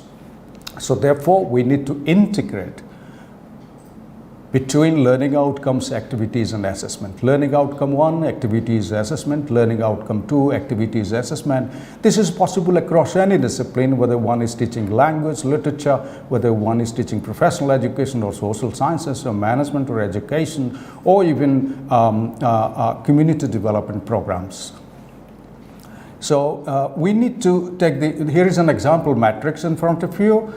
We can take up help of any other matrix that you know, which doesn't matter, but what is important is that there must be a mapping of the courses and the modules and the units, their learning outcomes, the credit hours, activities and assignments which are associated with that course or the module, learning support that will be provided, the learning resources, print, audio, video and face-to-face interaction, and the assessment rubric. Once we are clear about this matrix, it will be very easy for us to bring in multidisciplinary and interdisciplinary and skilling and employability into this with multiple entry and exit options available. The resources that we could consider, there are many resources available in this country. There are also MOOCs available elsewhere that one can take up also MOOCs to study, but those should be recognized by the statutory bodies of one's own institution. For instance, the MOOC courses resources that are available is the best and the largest is the SOEM platform with a 4-quadrant approach, as you must be familiar with.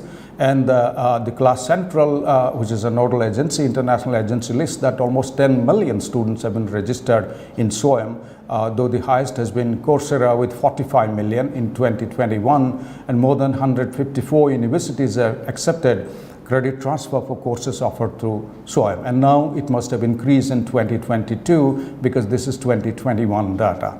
NPTEL, National Program for Technology Enabled Learning, which is a consortium of 7 Indian Institute of Technology, which in fact NPTEL is a part of the SOEM program, that the video-based programs, courses are being offered through SOEM platform. And the instructional videos in engineering and related subject areas are available, and many have been using this. And so you can also use these vis-a-vis your students for ourselves to study as teachers and for students also to recommend. It will be nice that if these courses or these modules are integrated into your course structure and curriculum structure. The UGC has already allowed up to 40% credit hours, which one can take from SOEM and other courses, and get credit transfer to one's own certificate, diploma or degree, especially degree programs, and 60% one can provide through classroom teaching or online or distance learning, which will be leading to a degree. And AICTE has developed more than 3,000 virtual internships which are free of cost, which one can also tap into. There is a MOOC kit which is created by IIT Kanpur in 2012, ARC4 Cloud certification, and this is in collaboration with IIT Ropar, which is available in 6 languages. There's an IIT BEX created by IIT Mumbai or Bombay in 2014 by integrating Drupal 8 and OpenEdX. And this has got 4 kinds of MOOCs available which you can use: Edu MOOCs, Skill MOOCs, Tech MOOCs, and Live MOOCs. IIT Bangalore has created in 2014 which is called IIMBX. It offers MOOCs courses in various areas of management sciences. AG MOOCs, which is an agriculture MOOCs, which was created in 2015 by IIT Kanpur, Commonwealth of Learning, IIM Kolkata, and the University of Agricultural Sciences, Raichur. And the MOOCs platform is offering agricultural education to students, and with joint certification by IIT Kanpur and the Commonwealth of Learning. The Odisha State Open University created vis-a-vis SEMCA, with the help of SEMCA, a MOOC on training of academic counselors, which can be very useful for teachers to go through those books, that MOOC, even if one is teaching face-to-face. There is also VES Skills MOOC for banking and finance, with almost 2.5 million registered users. There is e-Vidya Bharati portal, which is providing online resources especially for cross-border education delivery or internationalization education. InflibNet and EPG Pathshala for UGC, there have been plenty of resources which are curriculum-based and which are relating to subject or discipline-based, which can also be tapped. But recently, the UGC Ministry of Information Technology, Electronic Information Technology, developed a Common Service Center program, which was inaugurated in July 29, just a few days back. And these are online resources for rural areas. Almost 23,000 PG courses and 137 SWAYM courses and other courses which are non-engineering courses are listed over there. Almost 5 lakh common service centers in 2.5 lakh village panchayats and others have been established. The student can register, pay a little fee. It was told some 20 rupees or so. The student can register per day to use that and earn credits vis-a-vis completion of these courses and transfer these course credit completion to their academic bank of credits, which will be counted towards certification, towards a certificate, diploma, or degree, and therefore credit transfer is very much possible. So friends, I would sum it one thing to you, that skill development and employability has been a major priority across disciplines vis-a-vis the NEP 2020 to enhance the ability of the graduates for self-employment or even employment in the public and private sector, including NGOs and international organizations. I would submit to you the consideration of micro-credential courses, which are small bits of skill-based courses which students can take up to compensate or to enhance their employability skills. These are small courses focusing on skill sets mapped into qualifications framework, and the qualifications framework are mapped alongside the National Higher Education Qualifications Framework, which is compatible with National Skills Qualifications Framework. The focus is on training for world of work and developing additional professional skills which will be useful for the graduates. They will enhance the employability skills which are benchmarked against the industry frameworks, because now it is coming up that the skill-based curriculum should be developed in collaboration with industry and in conformity with the National Skills Qualifications Framework, and the students will be able to show evidence-based assessment, and therefore award is possible, and micro-credential course credits could also be transferred to one's own certificate, diploma or degree. So far pedagogy is concerned, I have listed quite a few which you could consider and integrate depending on your discipline and the subject area and the level of the students and the context that they are, because context and language and culture are very important to one's own teaching and learning. And therefore, Bharatiya Gyan Parampara and Indian indigenous knowledge based on our culture and tradition and our indigenous knowledge should be brought into insofar as curriculum and course contents are concerned, and insofar as pedagogic strategies are also concerned, which could be context and culture specific, preferably in mother language or one's own regional language at least. They could also be in English or any other language. Project-based learning, I'm emphasizing this project-based learning because these facilitate in developing skills for very minute project tasks in their implementation, and that students in the process learn certain skills which they would minutely do based on, say, research evidences. These are policy research, this could be any kind of projects that they will be doing. Case-based learning, besides project-based learning, I must also note that we should consider problem-based learning. So the problem-based learning and project-based learning should be brought to the forefront, which we are considering much less, except that in like a master's dissertation or a project or internship project, but this should form an integral part of teaching learning process all through the year or the semester. Case-based learning, working on a case or a problem with guided inquiry, with mentoring support provided by the teacher, and collaborative learning and teamwork and experience sharing, which the students can undertake. They would learn higher order skills based on these. E-portfolio, portfolio as well as e-portfolio. This is a very important, most probably for me, the best strategy that we can bring in, that the students can create their own portfolio, which they would showcase as an evidence of the application of their relevant skills that they have learned. They reflect on their experience and situations, integrate into academic learning with lived experiences, which today is detached, that our academic teaching is diverse from the actual context of living or society or community. They must be integrated, and they could do a digital compilation of work experiences or achievements. To continue pedagogies, we should also consider competency-based learning, which is possible in any discipline. This is simply mastering a set of skills in one course before moving to the next. That is the application of knowledge in practical situations, and those competencies could be based on the learning outcomes. Conversational learning or learning through dialogue, which is very much possible online. I have brought in, say for instance, an online model or any proprietary LMS platform discussion forum interaction where collaboration, reflection, experimentation, active engagement by sharing application in local context is very much possible, because the students will bring in their experiences from their local context, which other students will get enriched. So combining theory and skills, and combining theory and skills on the one hand, and the lived experiences of the students, bringing the experiences from their own context. This will be very enriching insofar as collaborative learning, cooperative learning is concerned. Finally, I have listed self-regulated learning and metacognitive learning, which we must consider very seriously, that the students would be taking charge of their own learning, facilitated by the teacher. That the students would, teacher's responsibility would be to develop the skills and competencies of the students, that they will take charge of their learning. They will set goals, they will manage their time, they will decide what help is needed, they will search resources, choose learning strategies, their own learning strategies suitable to them, reflect on them, evaluate their learning outcomes. Meaning thereby that the students will take full control of their learning, they will monitor their own progress, and they will focus on learning outcomes. All the process is facilitated and mentored by the teacher.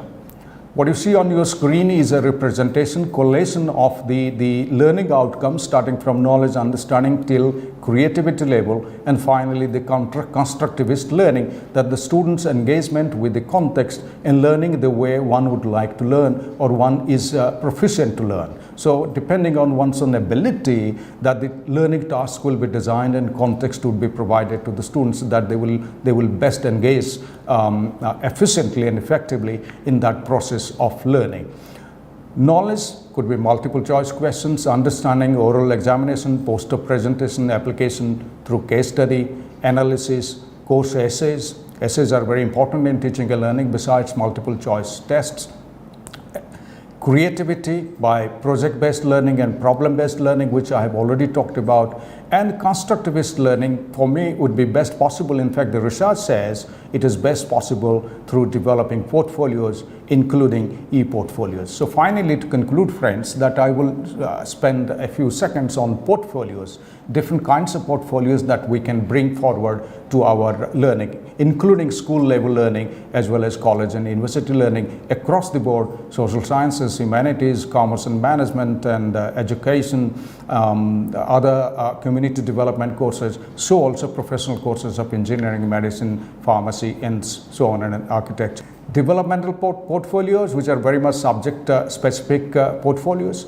Planning portfolio, which is an entry-level early ability mapping of the students, that the students, you could call them as prior knowledge assessment or something like that. A proficiency portfolio, the graduate attributes and the outcomes, learning outcomes, which are joined together in a learning journal or a diary or called a portfolio. Showcase portfolio, the evidence which can collect and collate the best of the works of the students and the graduates. Employability portfolio, that the ability, the readiness and ability of the students to do a particular job or work or a varieties of work contexts. And success potential portfolio which is required for admission to the next grade.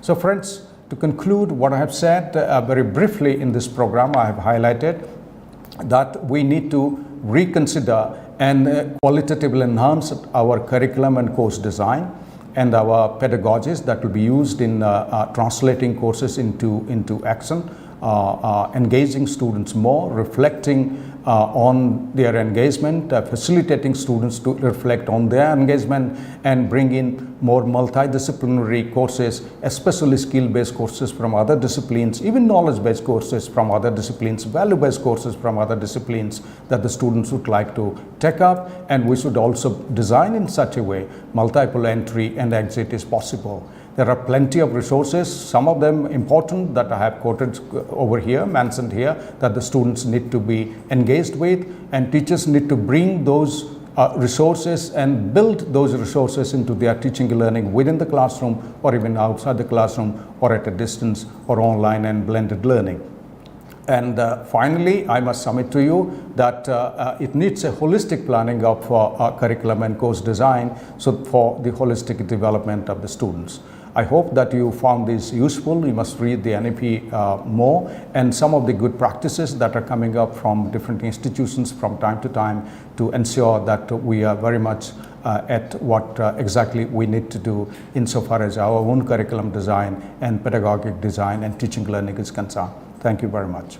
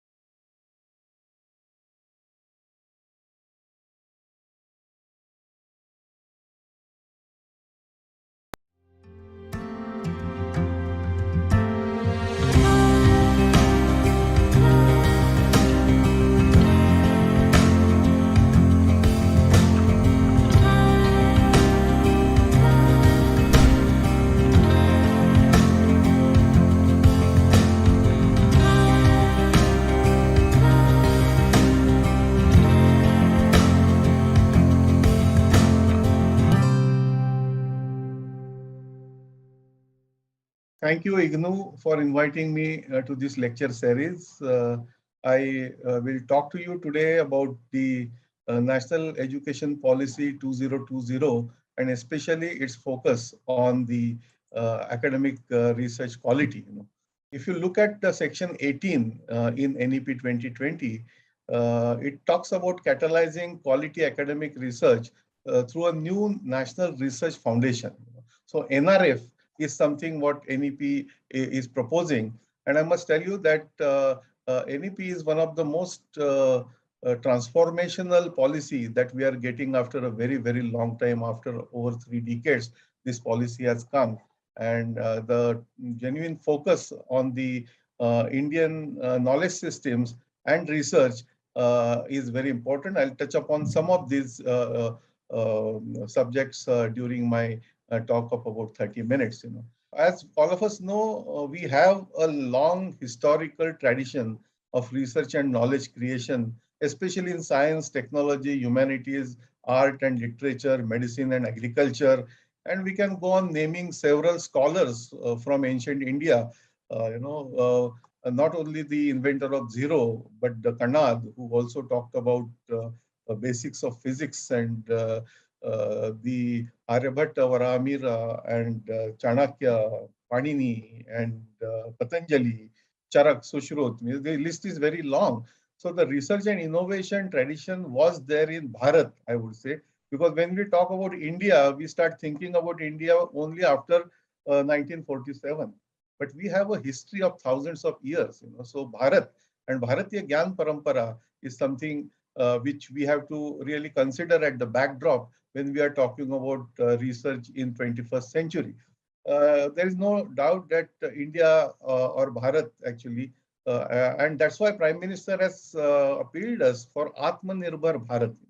And Atmanirbhar Bharat, we have to also regain Atma Sanman.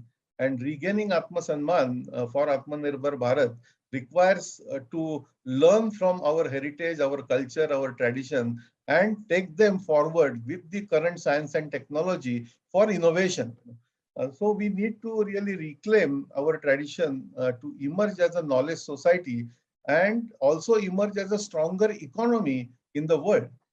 Because without research and innovation, this is not possible. A significant expansion of our research capacities and output across disciplines is very, very vital. For instance, if I may just quote, which is there in NEP 2020, it says that, or it's rather gives some figures, the research and innovation investment in India has been very, very small. For instance, just 0.69% of the GDP. And if you compare with the other countries, example, United States is about 2.8%, China is about 2.1%, Israel is about 4.3%, South Korea, a smaller country, a much smaller country, is spending something like 4.2%, almost 3 to 4 times more than what we are spending.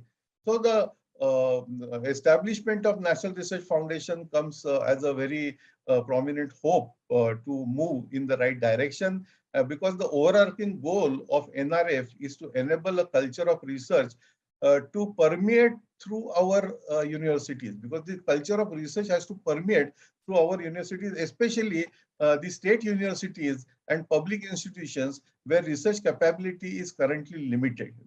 And we have to provide a very reliable base of merit-based, at the same time equitable peer review research funding to help develop this kind of a research culture in our institutions. If you look at the research output and its impact, and if you take a kind of a span overview from 1996 to 2010 as the first step, and if you take data from Web of Science or Scopus, these are the most reputed search engines, you will find that India trails behind. India trails behind even of smaller countries like Japan or United Kingdom or Germany. US, of course, is one of the top in the list, but India still trails even behind China. India is trailing behind China. And this is something which we have to work on very, very seriously.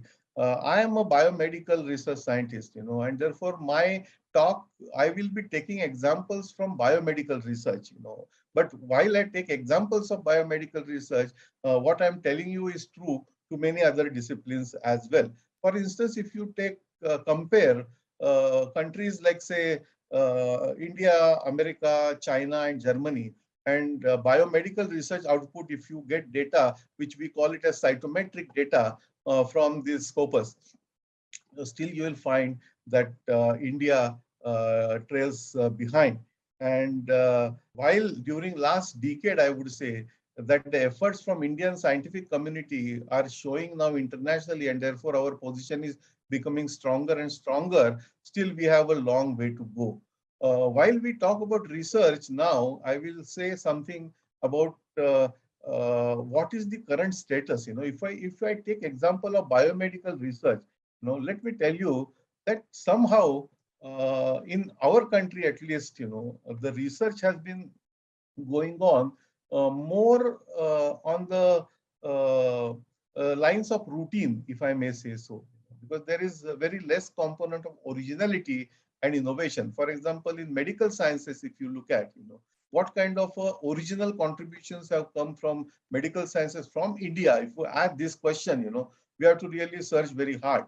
For instance, new molecules, new drugs, how many of them have come from India?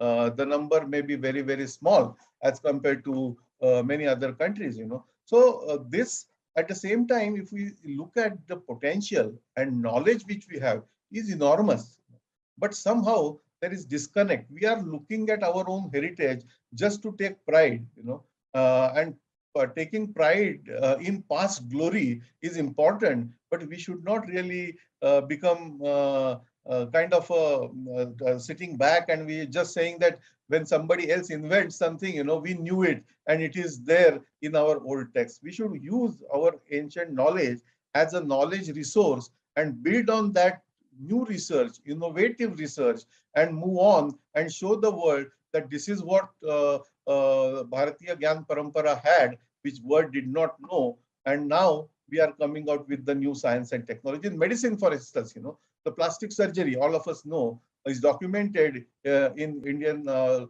subcontinent. Even during British period, there has been systematic documentation when the community of Kumars used to do this plastic surgery very, very efficiently, especially the transplantation of nose, because during olden period, chopping of nose was considered as the dehumiliating punishment that was given at that time. So nose transplantation or implantation was very, very necessary. So there is a detailed process which is given. So we don't have to go back to Sushruta period. Of course, Sushruta is considered to be one of the pioneers or founders of surgery, of modern surgery in India. So I can give you more and more such examples, but let's look at what is happening in modern science today globally. One of the most reputed journal, all of you may have heard, is Lancet. It's one of the most reputed biomedical journal, and Lancet came out with a series. And in that series, one of the most reputed scientists from Stanford, his name is John Ioannidis, and he published a series of articles and in which he showed that 85% of the research that goes in biomedical research is wasted actually. That means it is of no use. Research, if it is not going to be useful for people, what kind of research we are doing? Research just for sake of research is not going to be beneficial for our country especially. We have to invest in research which will be practically useful and get back to something to the society. So this kind of a wastage in research is happening because of several reasons. Primarily, we don't ask right questions. Asking right research question is the first step, which we don't invest much time in that. Most of our studies or many of our studies may be badly designed and therefore they are not publishable or reported properly in the reputed journals. So I would say that creativity and scientific research should be for search of truth, creating new body of knowledge. And it is about pleasure. We should take pleasure in doing research. It should be about our own devotion, our own commitment, and never-ending quest for innovation. And research should not be used merely for the purpose of publications. It is not some kind of a race. I have to become from associate professor to professor, therefore I have to publish. It should not be converted into some kind of a desperation to publish, which we witness today, because today research is more is happening because I want to do PhD, because PhD will open me doors for getting job in the universities or academic institution.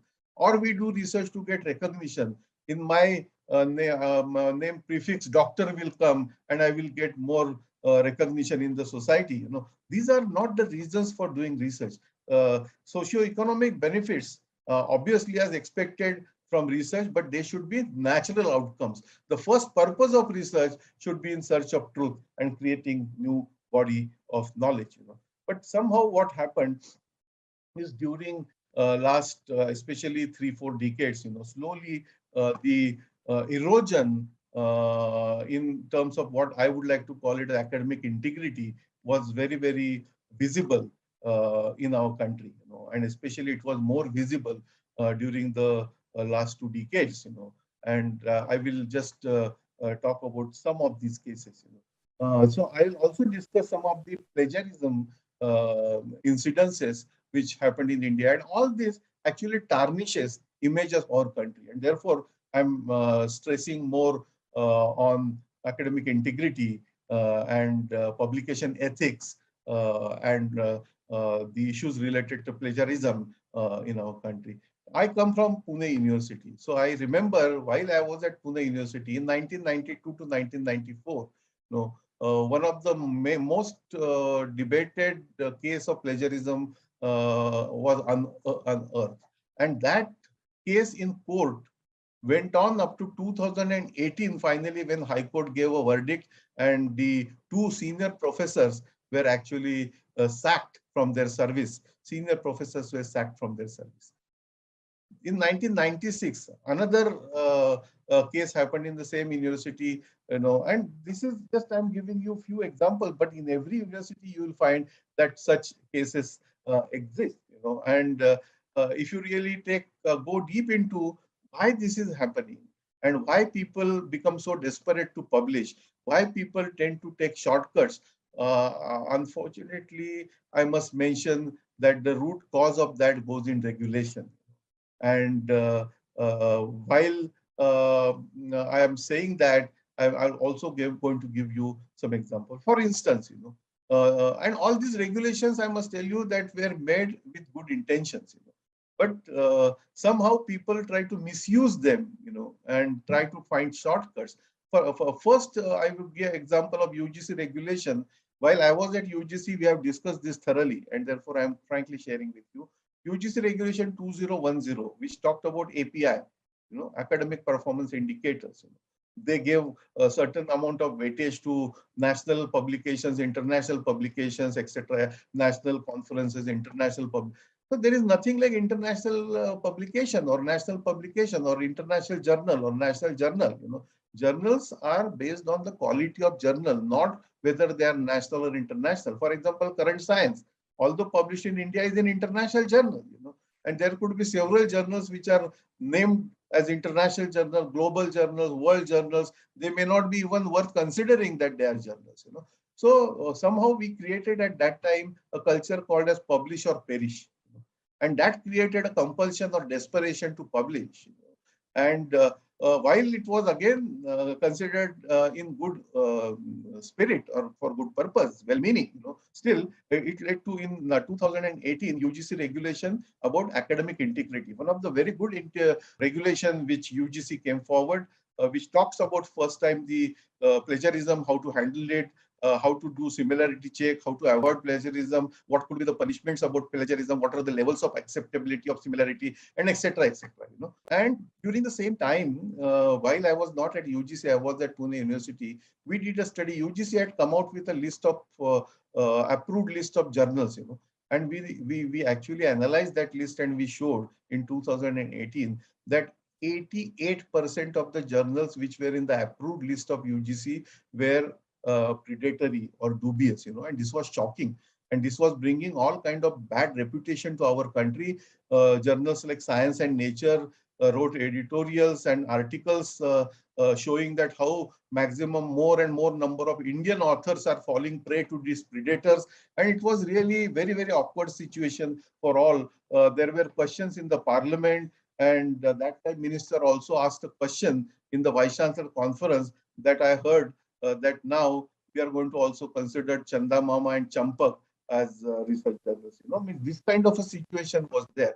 When I joined UGC, my first priority was to fix this, and therefore you will see that the UGC care came in force, and I'll talk about it little later.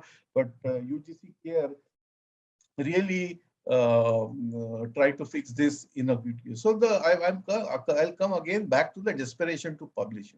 Again, I will repeat that temptation to taking shortcut is not advisable.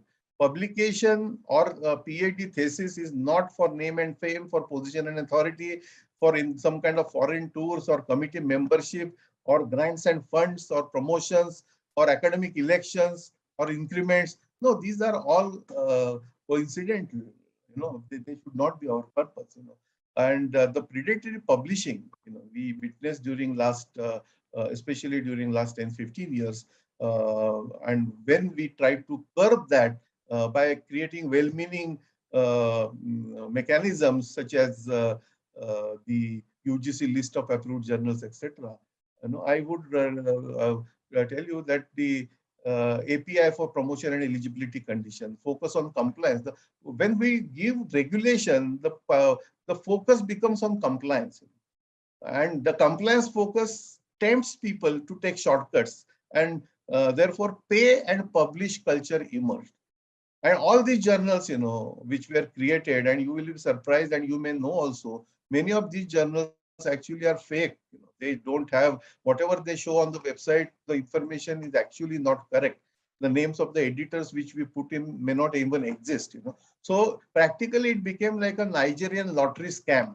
And all of a sudden, you also may have noticed, many of you may have noticed that during 2010-15, many of us started getting emails saying that we recognized your academic excellence and all, and so therefore you are requested to come on our editorial board. And name of these journals were very fancy: International Journal of XYZ, Global Journal, and all that kind of stuff. And many of us at that time have fallen prey to this kind of a gimmick, So pay and publish trash culture was very, very essential to curb, and therefore we converted the approved list to a reference list of quality journals. So today you see on the UGC website or CARE website, what we give is reference list of quality journals.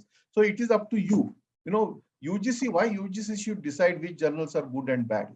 It is up to the academic fraternity. It is about the university. When somebody is giving interview, it is the job of the selection committee and the vice chancellor to see at the micro level whether the quality of research work is good, and not only where that person has published it. So the responsibility we have put, or the onus we have put back on the university academic leadership, because if we try to regulate, I remember the Cobra effect. You may know that during British period in Delhi, this is known as Cobra effect. There were too many cobras in that area, and so British government announced a prize. If somebody kills a cobra and bring the dead cobra, they used to get some money.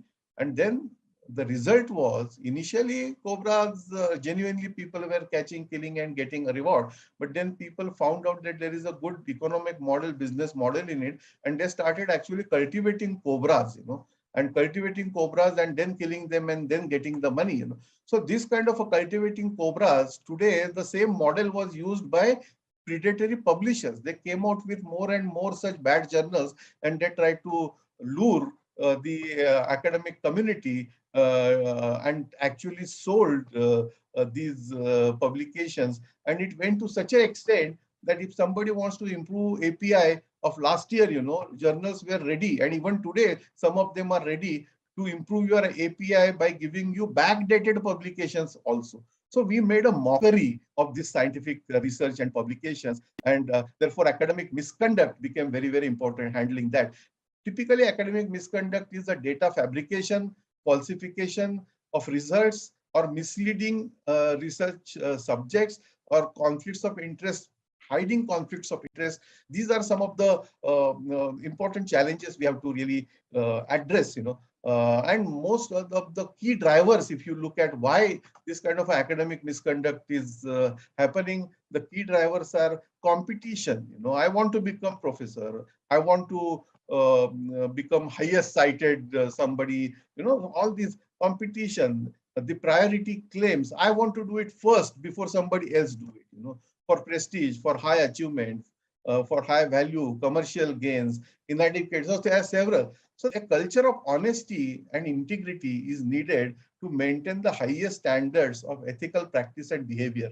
Increasing pressure or desperation to publish resulted in a rapid increase in the number of research publications in predatory journals, and that brought a lot of disreputation to our country. Policies and procedures for ensuring good research practices are needed, and violations of any good practice must be addressed in a fair, timely, and transparent fashion. And we hope that with this National Research Foundation, all this will be fixed more effectively. The underlying values are also important. Ethics, safeguard dignity, rights, safety, and privacy of researchers, participants in the researchers, the rigor of research, which ensures high quality in design, reliable data and appropriate methodology, rigorous and careful analysis, the transparent reporting and interpretation in the results, or proper interpretation of the results without getting temptation to overblow whatever we have observed. The relevance is also important. The environment and ecosystem, the public and global good, the science and society. What relevance my research is to the society? This question always has to be back of our mind. And transparency. Honesty will be promoted through transparency in a fair, full, and unbiased fashion. Respect also is important, aligned with the norms and traditions of society and its cultural heritage. The independence, because we have to insulate research from the undue influence of funders. Just because somebody is funding doesn't mean that they should influence. And there are references even today that most of the clinical research which has happened, most of the time the results have gone in favor of the funders. So these are the issues, ethical issues, which we must address. Accountability becomes also important. Comply with relevant rules and procedures such as regulations of governing professional standards is also important. There are several websites and several, I would say, resources which are available.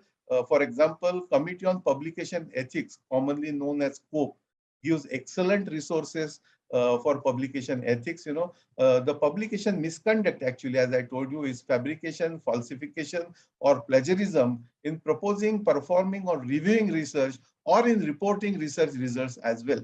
Typically, plagiarism is appropriation of another person's ideas, processes, results, or words without giving appropriate credit. And now we are also hearing the terms like guest authors, host authors, gift authorship, conflicts of interest. All this comes under the publication ethics. Again, I'm not going to go in more details, but the predatory journal, I must give credit to Jeffrey Bial, with whom I had pleasure of interacting. Jeffrey Bial used to come out with a Bial's list of predatory journals, and I was part of an international exercise where we'll develop a definition of what predatory journal is. And our article was published in Nature main edition, and those who are interested can really refer to that article in Nature. So while on one side, during last decade, our image was tarnished in the international community regarding publication ethics, plagiarism, and academic misconduct in this decade, we have seen to it that through efforts like CARE, the international community has started looking at it more seriously and also appreciating, our efforts. But still, the cases continue. If you look at Retraction Watch, Retraction Watch has about 32,000 retractions. Remember, retraction meaning after you publish something, if somebody points out some deficiencies or some misconduct in your research, that article is withdrawn by the journal which has published it earlier. So retraction is most humiliating. And you will find that today in the database, 32,000 retraction exists. So you can imagine the extent of this academic integrity compromise. And out of these, about 211 are related to COVID. So just during last 2 years, 220 articles have been withdrawn, which are reported in Retraction Watch. I was very unhappy, actually hurt and saddened to also read one of the recent case which was published in Retraction Watch, in which a PhD student, remember, PhD student has written actually that I need a publication in order to submit my thesis. And for that purpose, the author has admitted stealing of a manuscript from somebody else's work. And all this was exposed by the Retraction Watch website, and you will find that data available at their website. While at UGC, we had to make one criminal complaint in Delhi police because one of the companies was actually selling PhDs. And selling PhDs means, unfortunately, they had made a PhD also. If you want a good PhD, X is a price. If you want a moderately better PhD, Y price. If you want a very good PhD, this is the price. And the price range was starting from 4,000 rupees for publication to 50,000, 1 lakh rupee for PhD. Now, what is this we are doing, friends? We are making mockery of it. Please let me tell you that if you are tempted to this kind of a shortcut to publish in predatory journals, your entire academic career will be ruined. And please don't do that. You may have made that mistake. Please don't even cite your predatory publications in your biodata, because today at the highest level, when people look at the biodata, if they see that publications from such dubious journals are there, you will lose your chance even to get called for interview. So this is a very serious business, and UGC as a regulatory body has looked into it very carefully, and the Consortium for Academic and Research Ethics, please visit that website and see. You can also read my worldview article in Nature, which is also available now on the Nature website. As UGC, we took a what in management they call it as CAPA, C-A-P-A, corrective and preventive action. The purpose of CAPA is to collect information, analyze information, identify and investigate product and quality problems, and take appropriate and effective corrective and preventive action to prevent its recurrence in the past. Normally, CAPA principle is used in pharmaceutical industry, but we use the same principle in academic work. And CAPA is an overall effort to investigate and correct quality issues to prevent recurrence, and the care is one of the prominent outcomes. All of you must also visit UGC website to see guideline document which we have published, known as Good Academic Research Practices. This was published in September 2030 in collaboration with one of the reputed science database company called Clarivate, which publishes Web of Science and many other. The impact factor also belongs to them actually. So in short, I will end by saying that again, creativity and scientific research is for search of truth, creation of new body of knowledge. It is also about pleasure, devotion, and never-ending quest for innovation.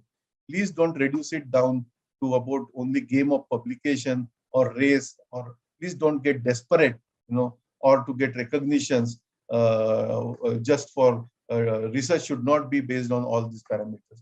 As I mentioned, socio-economic benefits are also very vital, but they should be natural outcomes of your research. With this, I will end my talk again by thanking IGNOU and Professor Nageshwar Rao, who is one of the good friends and colleagues, who is very efficiently handling Vice Chancellor of IGNOU, for conducting this kind of exciting lecture series to expedite implementation of one of the most transformational policy which we have received from Dr. Kasturi Rangan, National Education Policy 2020.